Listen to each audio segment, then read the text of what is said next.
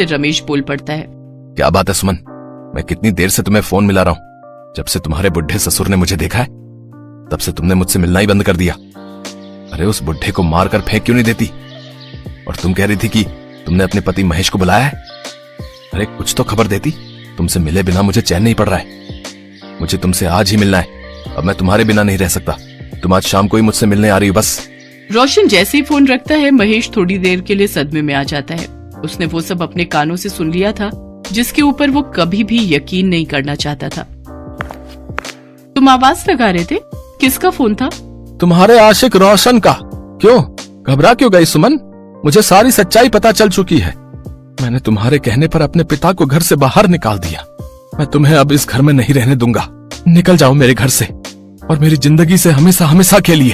अरे मेरी बात तो सुनो महेश, एक बार मेरी बात तो सुनो। सुमन गुस्से में महेश के सिर पर बराबर में रखा डंडा मार देती है। तभी महेश के पिता जानकी दास आ जाते हैं।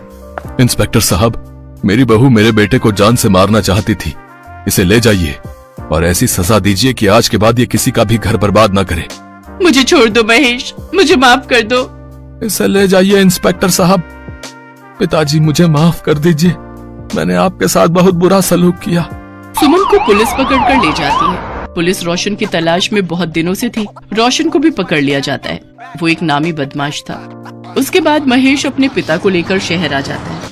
उसे अफसोस था कि काश सुमन जैसी धोखेबाज लड़की से 1 साल पहले उसकी शादी ना हुई होती तो आज उसे ये दिन न देखने पड़ते। पर जब अपने पिता का हाथ वो अपने कंधे पर रखा देखता है तो उसे तसल्ली हो जाती है कि कहीं न कहीं आज उसके साथ गलत होने से बच गया था।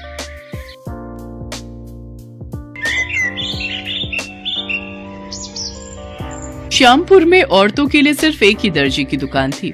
उसका मालिक राजू बहुत ही बदमाश किस्म का आदमी था। जब उसकी दुकान में कोई औरत या लड़की ग्राहक आती तो वो किसी न किसी बहाने से उन्हें गलत तरीके से छूने की